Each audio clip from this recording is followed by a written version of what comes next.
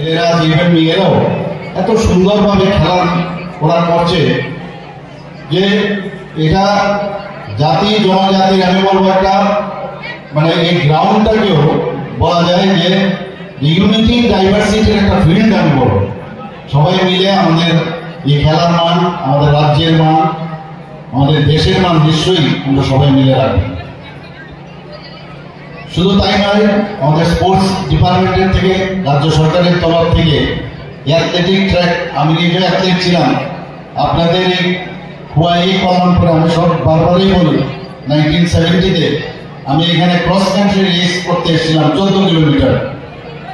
তো সেখান থেকে নির্বাচিত হয়ে আমি হায়দ্রাবাদে ন্যাশনাল মিটে আমি যাই, আমার এখনো মনে আছে। তো টপ জাল এক্সপিরিয়েন্স, আমি আর এখানে এটা বলতে চাই না। তো সেখানে আমাদের এখন অ্যাথলেটিক ট্র্যাক হয়েছে এত সুন্দর, বিভিন্ন জায়গায় অ্যাথলেটিক, এবং সেগুলো ট্র্যাকগুলো এই ধরনের সিনথেটিক ট্র্যাক আমরা তৈরি করতে পারছি। আমাদেরও দায়িত্ব, যে কারণে আপনারা সরকার গঠন করতে সাহায্য করেছেন, আমাদেরও তো দেওয়া উচিত, এবং সেই কারণেই কিন্তু আপনারা নির্বাচিত করেছেন, সেই চেষ্টা আমাদের আছে। মুখ্যমন্ত্রী স্টেট ট্যালেন্ট সার্চ যে কর্মসূচি আমরা রেখেছি, সেখানে 52 জন মহিলা খেলোয়াড়কে এককালীন আমরা আর্থিক সাহায্য করেছি। সেখানে ব্যক্তিগত ইভেন্ট যেখানে আছে সেখানেও মুখ্যমন্ত্রীর নামে একটা কর্মসূচি, সেখানে 1 লাখ যারা গোল্ড পেয়েছে তাদেরকে 1 লাখ দেওয়া হয়েছে। যারা রৌপ্য পদক পেয়েছেন, আমাদের মাননীয় মন্ত্রী বাহাদুর বলেছেন 50,000 করে দেওয়া হয়েছে, এটা ব্যক্তিগত ইভেন্টে, এবং 25,000 ব্রোঞ্জ জুনিপার। আর দলগতভাবে পেলেন প্রত্যেককে, সেখানে আমরা 50,000 দপ্তরের তরফ থেকে দিচ্ছে। যারা গোল্ড পেয়েছেন, যারা রৌপ্য পদক, তারা 25,000 এবং 12,500 দেওয়া হয়েছে ব্রোঞ্জ। আরেকটা যেটা আমরা করলাম, মুখ্যমন্ত্রীর প্রতিভাশালী পুরস্কার একটা স্কিম আছে, সেখানে এখন পর্যন্ত আমরা 25 জন যারা ক্রীড়া ব্যক্তি, তাদেরকে এককালীন আমরা আর্থিক সাহায্য আমরা দিয়েছি। তাদের মস্তিষ্ক ব্লাড সার্কুলেশন বাড়বে, শরীরও ব্লাড সার্কুলেশন বাড়বে, তাতে করে তাদের চিন্তা ভাবনা, ইনোভেটিভ আইডিয়া ব্যস্ত থাকবে, অন্য খারাপ দিকে যাবে না। তার থেকে আমি যতটুকু বুঝি তাতে করে অনেকটা এই যে ব্লাড ফ্রি ত্রিপুরা আমরা যেটা বলছি, সে তার মুক্তি হবে না। আজকে এখানে খোয়াই সরকারি ইংরেজি মাধ্যম যে বিদ্যালয়টি আমরা আজকে এখানে নতুনভাবে এখানে আমরা নতুন ভবন নির্মাণ করলাম। আমার কাছে যে ডাটা আছে, এটা 1990-তে এখানে স্থাপন হয়েছিল। এরপর এটা উচ্চতর মাধ্যমিক স্তরে স্থাপিত হয় 2001-এ। এখানে যে পাশে একটা বিপ্লবী রাসবিহারী বিদ্যানিকেতন জেবি স্কুলে এটাকে ক্লাব করে দেওয়া হয়েছে। 13 জন মাত্র ছাত্রছাত্রী সেখানে ছিল, তাদেরকেও এই স্কুলে নেওয়া হয়েছে। আর শরৎচন্দ্র দ্বাদশ শ্রেণী বিদ্যালয়, সেটা বহু পুরনো স্কুল, সেটা 1951 সালে 10 জানুয়ারি এই স্কুলটি প্রতিষ্ঠিত। কালকে আমি সিপাহীজলা বিশ্রামগঞ্জে একটা স্কুল সেখানে নতুনভাবে নির্মিত হয়েছে, সেটা 1946 সালে সেটা প্রতিষ্ঠিত হয়েছে, মানে স্বাধীনতার 1 বছর আগে, এবং সেখানেও প্রায় 1300-র উপরে ছাত্রছাত্রী সেখানে আছে। তো এখানে আমি যা দেখলাম যে ছাত্রছাত্রীর সংখ্যা কোনো অংশে এখানেও কম নয়, প্রায় 1212 এই স্কুলে আজকে যেখানে আমরা এসেছি। তো সেই ডেভেলপমেন্টের সাথে সাথে এখানকার যারা এসএমসি কমিটির যারা আছে তাদেরকেও আমি বলবো যারা স্কুলটাকে ভালো করে দেখে রাখে কোথাও। কারণ আমি আজকে ওই স্কুলে গিয়ে একটা জিনিস আমার দেখলাম, স্কুল যেভাবে বানানো হয়েছে, আই এম নট স্যাটিসফাইড। তার ইনফ্রাস্ট্রাকচার যে কন্ট্রাক্টরে করে থাকো, আমি কিন্তু গিয়েই আমি আধিকারিকদের ডাকবো এবং তাকে ব্ল্যাক লিস্ট করা যায় কিনা সেই ব্যবস্থা আমি করবো, এতটুকু আমি বলে দিতে পারি। আমাদের বিদ্যালয় শিক্ষা দপ্তরের উদ্যোগে আমরা অনেক কাজ করছি।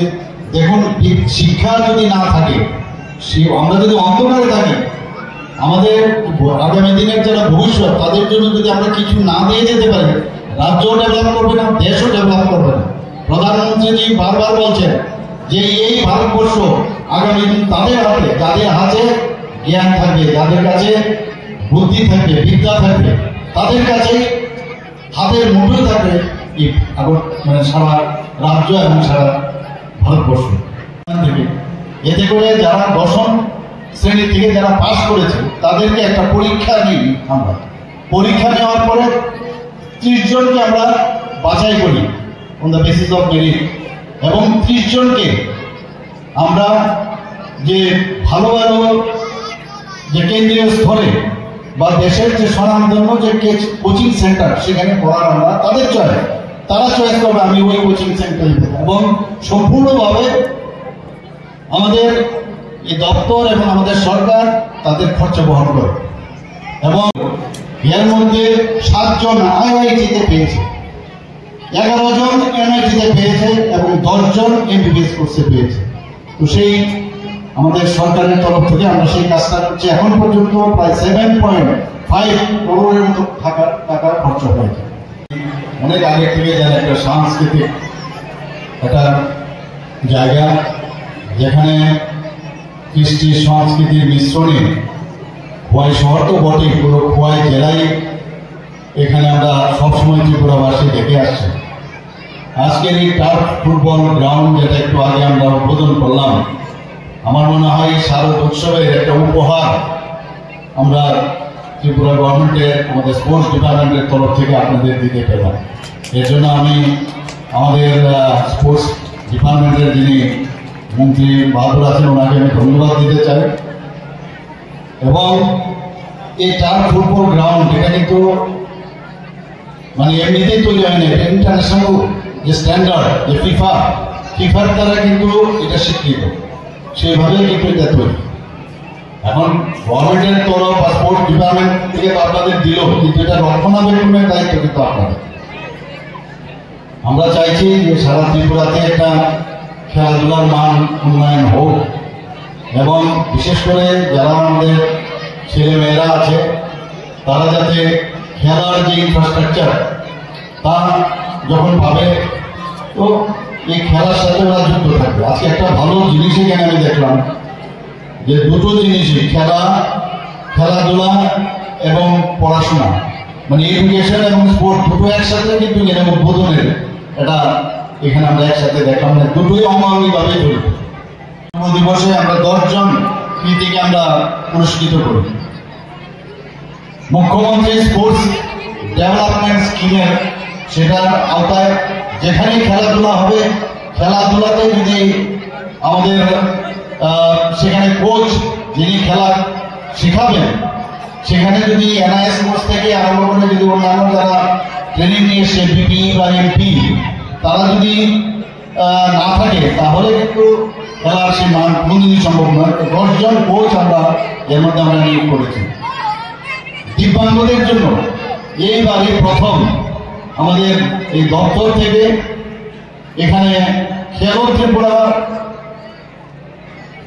প্যারা গেমসের একটা আয়োজন করা হয়েছে, তাতে করে প্রায় 300 দিব্যাঙ্গ সেখানে জয়েন করেছে। আপনারা দেখেছেন।